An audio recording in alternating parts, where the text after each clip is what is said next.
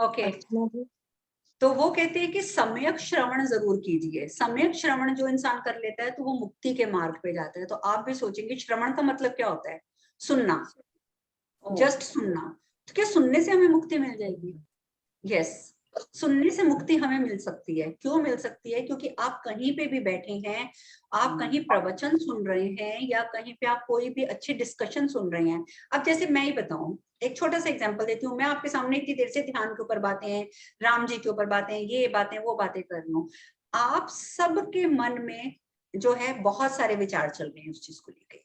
आप जितने भी यहाँ बैठे हैं, किसी के दिमाग में चल रहा है जैसे ही क्लास खत्म होगी मुझे ये करना है, आज मैं वहां गई थी मुझे उसका फायदा नहीं मिला। दूसरा किसी के दिमाग में चल रहा है, ये बोल तो रही है ध्यान ध्यान, हमारे बस का तो है ही नहीं, ये कहना आसान है करना बहुत मुश्किल है, ये भी चल रहा है आपके दिमाग में। मतलब आप मेरी आलोचना भी कर रहे हैं, आप जिसको समझ आ रहा है वो तारीफ भी कर रहा होगा कि नहीं नहीं मैं जरूर ये करूंगी। लेकिन कहने का मतलब है कि एट ए टाइम आप यहाँ पर बैठ के इस समय कई काम कर रहे हैं अपने यहाँ से दिमाग से। ये सच है या झूठ है? आप खुद बता दीजिए। ट्रू, वेरी ट्रू, सही है। और अच्छे से कान लगा के क्योंकि कोई यहाँ पर ऐसा नहीं बैठा जो सिर्फ वो सुन रहा हो जो मैं कह रही हूँ। सुन रहे हैं आप, एक तरफ से सुन रहे हैं, लेकिन साथ साथ आपके दिमाग में 1000 विचार और चलते जा रहे हैं। नहीं माँ, मैं पूरा ध्यान और अच्छे से सुन रही हूँ। मैं ये तो कह ही नहीं रही कि आप सुन नहीं रहे, सुन आप सब कुछ रहे हैं, लेकिन साथ साथ आप उसमें आलोचना भी कर रहे हैं, आप तारीफ भी कर रहे हैं, आप कल के बारे में भी सोच रहे हैं, आप आज के बारे में भी सोच रहे हैं, आप दुनिया भर की चीजें सोच रहे हैं साथ साथ, और मेरा भी सुन रहे हैं। लेकिन जब हम इस तरीके का श्रवण करते हैं तो इसको हम सम्यक श्रवण नहीं कह सकते। और ये सम्यक श्रवण आपको सिर्फ मिलेगा जब आप रोज ध्यान का अभ्यास करेंगे, जब आपको एक ही चीज पे फोकस करना आ जाएगा। खाना खा रही हूं मैं तो सिर्फ खाना खा रही हूँ, बाकी दुनिया गई भाड़ में। चल रही हूं मैं तो मुझे सिर्फ अपने स्टेप्स देखने हैं और कुछ नहीं देखना है। अगर आप चलते चलते पौधों के पास से निकल रहे हो तो आपको पूरा ध्यान होना चाहिए पौधों की पत्तियों को देखते हुए निकल रहे हैं तो सिर्फ पत्तियां ही देख रहे हैं, उसमें तना कितना मोटा है, पत्ती के ऊपर क्या बैठा है वो भी नहीं देख रहे थे उस टाइम पे। तो दिस इज कॉल्ड ध्यान। और जब आप ध्यान करेंगे तब आप में सम्यक श्रवण की शक्ति आएगी। देखिए इतना याद रखना, जब हम किसी भी चीज को 100% दिल से सुनते हैं तो वो हमारे अंदर उतरती है, और जब एक चीज अंदर उतरेगी तो उसका हमें बेनिफिट मिलेगा, पूरा बेनिफिट मिलेगा। पूरा बेनिफिट मिलेगा तो हमें सत्य का ज्ञान होगा, और जिसे सत्य का ज्ञान हो गया, जिसने ये समझ लिया कि वो इस दुनिया में आखिर आया ही क्यों था, तो उसके लिए तो दुनिया ही बारी न्यारी हो गई, उसका तो सारे झंझट ही खत्म हो गए। ये छोटी छोटी कहने में लगता है कि छोटी छोटी बातें। हाँ जी सीमा जी, कुछ कहना है आपने? हाँ जी, एक बात कहनी, मेरे को ना इस सेकंड टाइम हुआ आज, मेरे को भूख बहुत लगी, मैंने आधा घंटा बैठी थी, मेरे को भूख बहुत लगी, फिर मैंने छोड़ दिया, फिर मैं जाके चाय वगैरह पी ली। सुबह की बात है, 3 बजे की बात। कोई बात नहीं, इसमें कोई टेंशन वाली बात नहीं है। इसमें 2 ही कारण हो सकते हैं कि या तो ठीक है कि आपका एपेटाइट ही बढ़ा हुआ है, दूसरा कारण ये हो सकता है कि आपके अंदर किसी चीज का स्ट्रेस था। क्योंकि अगर आप किसी चीज का स्ट्रेस लेकर रात को सोए हैं कुछ सोचते सोचते सोए हैं और वो स्ट्रेसफुल बात थी आपके लिए, तो सुबह आप जब ध्यान में बैठेंगे तो आपको भूख लगेगी ही लगेगी, और आपकी भूख ज्यादा हो जाएगी उससे। It's normal right? ये नॉर्मल है, ये चलो ठीक है, कोई स्ट्रेस वाली बात नहीं है। नहीं स्ट्रेस नहीं है, वैसे मेरे को भूख लगी, बहुत ज्यादा भूख लगी, फिर मैंने छोड़ दिया। Can do it. कोई बात नहीं, आप चाय वाय पी लो, उठ के जो भी आप खाना पीना चाहते हो खा लो, आधा घंटा कर लिया ना आपने, 3 बजे उठ के बहुत है उतना ही, इट्स परफेक्ट, कोई टेंशन नहीं है। हाँ जी निजो जी। जी अभी आपने जो शब्द कहा सम्यक श्रवण, हाँ जी, तो इसका भाव क्या? कंसंट्रेशन बिल्कुल पूरा फोकस के सामने वाला व्यक्ति क्या कह रहा है, तो पूरी आपने उस एक एक चीज को ग्रास्प कर लेना है अपने अंदर। तो इसी जब तक ये नहीं होता तब तक हम दुनियादारी में अटके ही रहते हैं। और samyak shravan is a very very big thing. Mahavir ji ने ये अपने उसमें लिखा तो है, तभी उन्होंने इस वर्ड के साथ जोड़ा है कि जिसको सम्यक श्रवण आ गया समझो उसने अपने आप को मुक्त कर लिया हर चीज से। आपको मालूम है महात्मा बुद्ध की एक बड़ी अच्छी स्टोरी थी, ये शायद मैंने किसी ओशो जी के प्रवचन में सुनी थी या कहीं पढ़ी है, मुझे याद नहीं है, कि एक ज्योतिषी होता है, तो वो ज्योतिषी एक गांव से दूसरा अपना पूरा बॉडी से कोर्स कंप्लीट करके ज्योतिष का तो काशी से वापस आ रहा होता है, तो अपने गांव की तरफ जा रहा होता है। तो उस टाइम पे जैसे पुराने जमाने के लोग तो पैदल कितनी यात्रा करते थे, तो वो पैदल ही जा रहा होता है। तो उसको काफी वो जगह काफी क्रॉस कर चुका होता है और उसको अपने ऊपर बड़ा प्राउड हो रहा होता है कि मैंने बहुत अच्छे तरीके से शिक्षा ग्रहण करी है। मेरा गुरु भी जो था वो मुझसे बहुत प्रसन्न था, और गुरु ने मुझसे जितनी परीक्षाएं ली मैंने उसमें भी सफलता प्राप्त कर ली। वो बड़ा मस्त होके जा रहा होता है। अचानक उसको दिखता है कि एक रेत जैसी जगह है जहां पर पैरों के निशान बने हुए हैं। तो वो पैरों के निशान जब देखता है तो वो ज्योतिषी होता है, और यू नो कि एक अगर बहुत बड़ा ज्योतिषी है, ज्योतिष is a very vast science, उसमें तो इतनी ज्यादा बड़ी साइंस है वो क्या एक इंसान पूरा सीख ही नहीं सकता। तो वो ज्योतिषी जैसे वो पैरों के निशान देखता है तो वो उसको लगता है तो किसी राजा के पैरों के निशान है। तो वो बड़ा हैरान होता है कि अगर ये पैरों के निशान राजा के हैं तो फिर वो जमीन पर नंगे पांव क्यों चल रहा था? और अगर एक राजा नंगे पांव चल ही रहा था तो दैट मीन्स ये धरती तो बहुत प्योर है,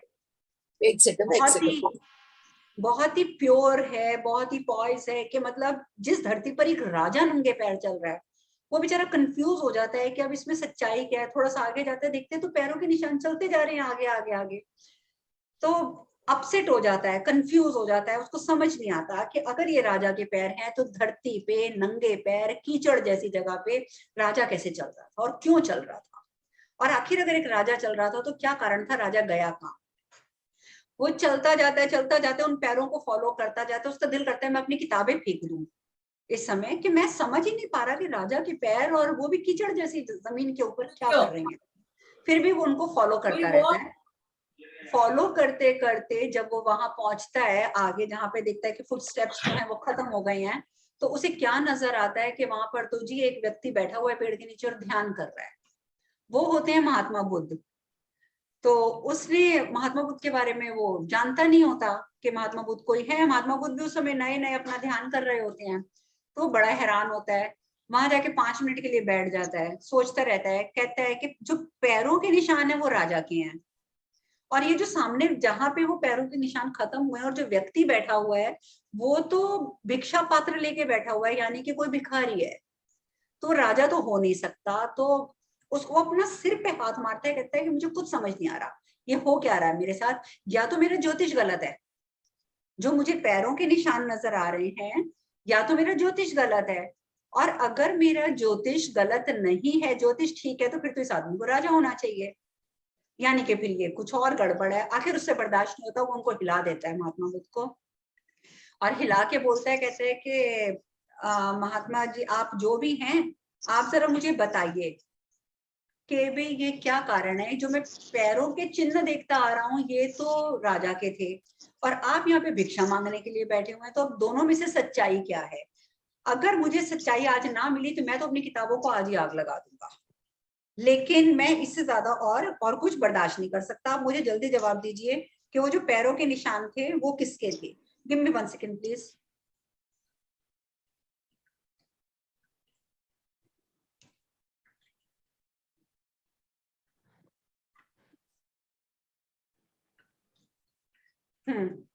तो पैरों के निशान किसके थे? तो महात्मा बुद्ध हंसने लग जाते हैं। वो कहते हैं कि जो पैरों के निशान थे वो राजा के ही थे। तो वो कहता है अच्छा, अगर वो पैरों के निशान राजा के थे तो राजा कहाँ गया, आप तो भिखारी हो। तो वो कहता है कि मैं भिखारी नहीं हूं, मैं तो संपूर्ण हूँ। तो उन्होंने बोला तो आप हो कौन? कहते हैं मैं बुद्ध हूँ। वो कहता है बुद्ध क्या होता है? कहते हैं कि बुद्ध, वो कहते हैं कि बुद्ध बुद्ध होता है।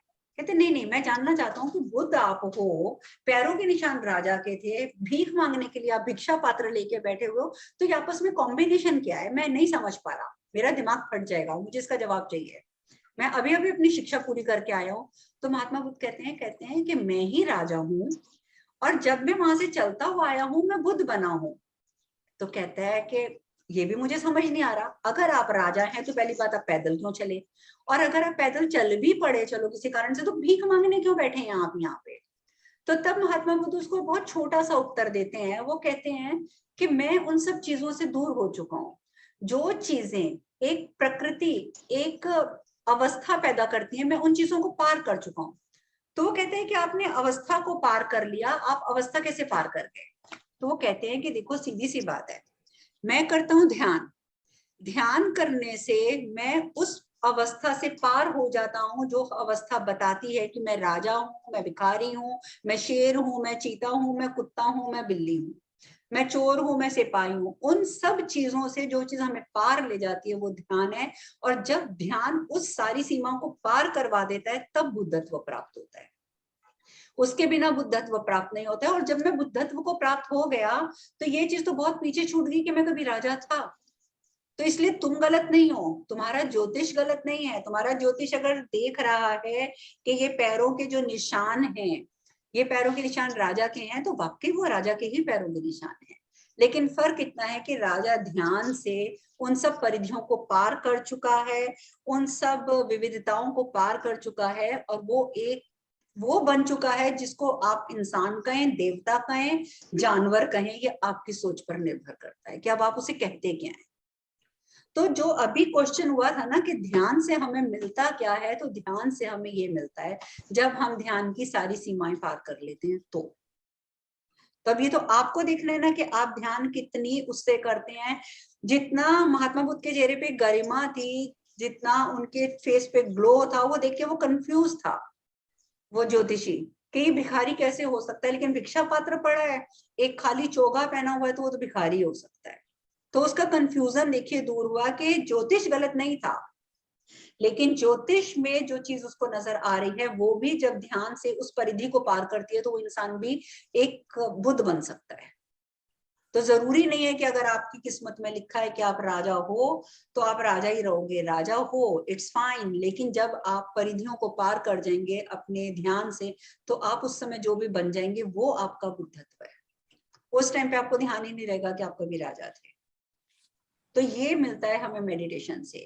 हाँ, ये है सीमा पार। लेकिन अगर जैसे आप सब गृहस्थ हैं, मैं भी गृहस्थ हूँ, हम सब गृहस्थ हैं, तो हम जब गृहस्थ हैं हमें पता है कि हमारे बच्चे भी हैं, हमारी रिस्पॉन्सिबिलिटीज भी हैं, हमारा बहुत कुछ है, तब हमें ध्यान करना अवश्य चाहिए। लेकिन फिर ध्यान हमें उस लेवल का करना चाहिए कि जिससे हमें शांति मिले, सहन शक्ति बढ़े, ताकि घर में शांति रहे। सहन शक्ति रहेगी तो घर में शांति रहेगी, हमारी हेल्थ अच्छी रहे, हमारी वेल्थ अच्छी रहे। क्यों? क्योंकि अगर आपके ऊपर रिस्पॉन्सिबिलिटी है तो सिर्फ हेल्थ नहीं चाहिए, आपको पैसा भी चाहिए।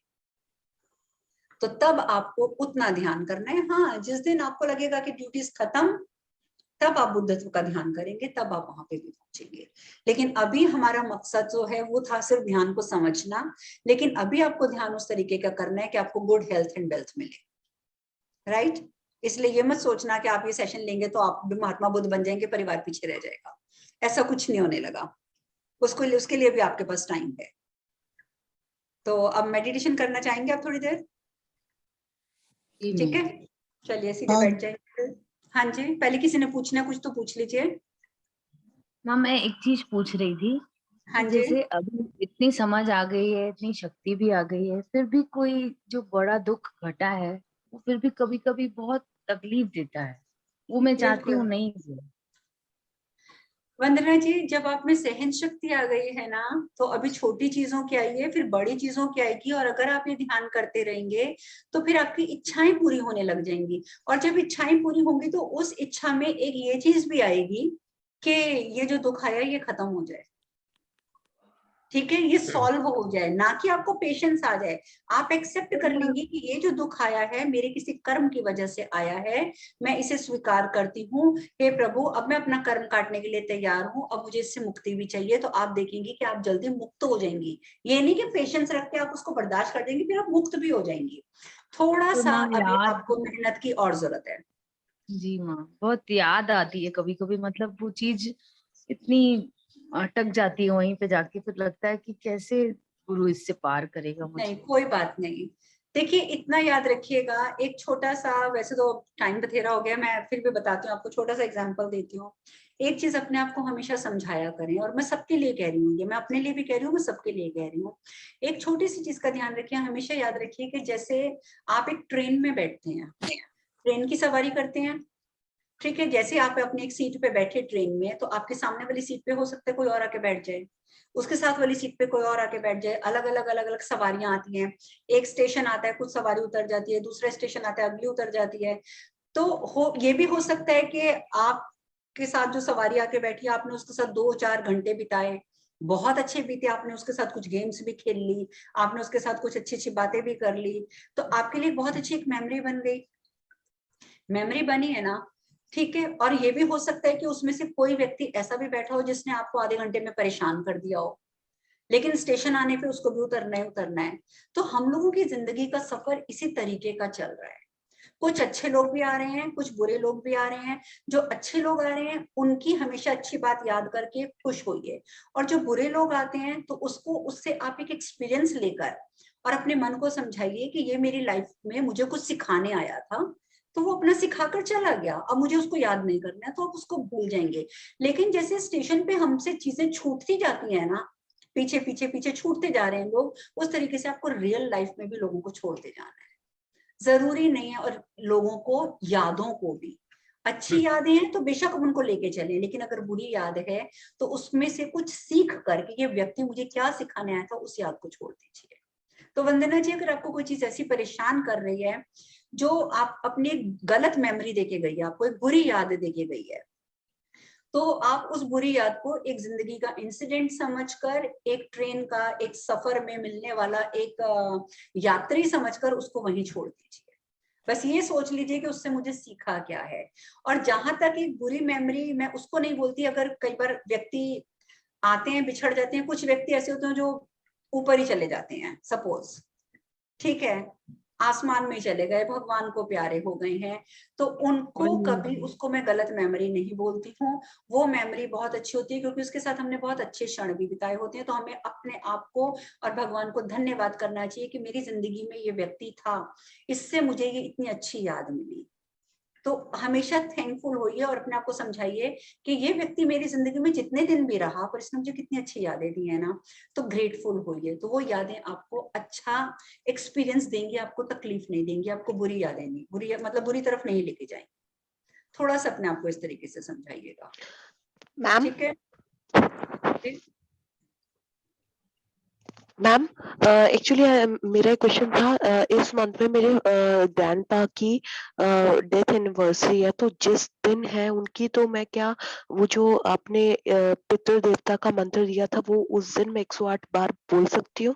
हाँ, आप वो मंत्र बोलेंगे और जितना दान हो सकेगा उतना दान करेंगे उनके नाम का, ठीक उस है। डेट को ना? हाँ, सेम डेट